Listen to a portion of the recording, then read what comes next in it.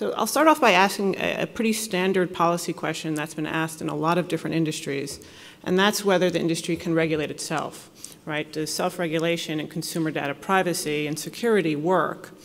I'll give a little bit of extra context, right? So since about 2000, the FTC has given its blessing to a couple of industry organizations and associations in online behavioral advertising to organize itself and create codes of conduct and standards in consumer data privacy and security, enforce them and monitor themselves. And so you end up with things like the Digital Advertising Alliance or the Network Advertising Initiative, or even something broader like certification platforms like Trustee. So the question I have is whether those memberships or certifications send a credible signal to consumers and policymakers, right? Do they work? So in asking that type of policy question, there's a couple of things to keep in mind. The first is it's really relevant to policy to separate selection from treatment. All right, so the idea is that firms can strategically choose the memberships that they join, right, the certifications that they want. You can imagine a weak firm choosing a weak certification because consumers don't know the difference anyway. Right. But the bigger issue that I have and that a couple of other researchers in this field have is measuring privacy, right? I need an outcome variable. So how do you measure firm privacy or firm security performance? And that's why I'm here. I'm hoping that this is something that you have some ideas about. And I should add that, so I'm not the only person with this problem, right? There's a couple of papers in economic analysis and legal work that try to evaluate the market for privacy, right? There's a lot of different models, economic models of privacy or cybersecurity, but far fewer empirical evaluations of cybersecurity and privacy in terms of the economics and market competition.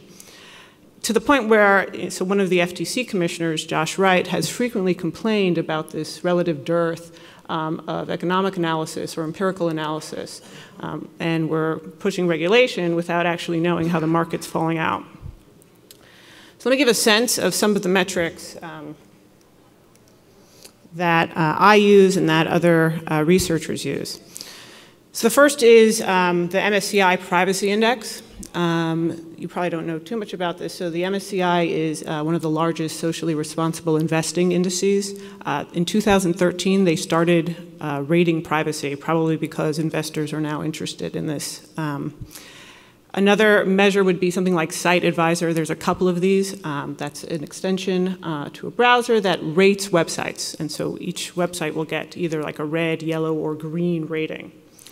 You can look at something like Privacy Rights Clearinghouse. This is used in a lot of economic papers, and that's just basically measuring data breaches that are reported over a certain size. Disconnect has its own extension called Privacy Icons that rates different elements of data usage.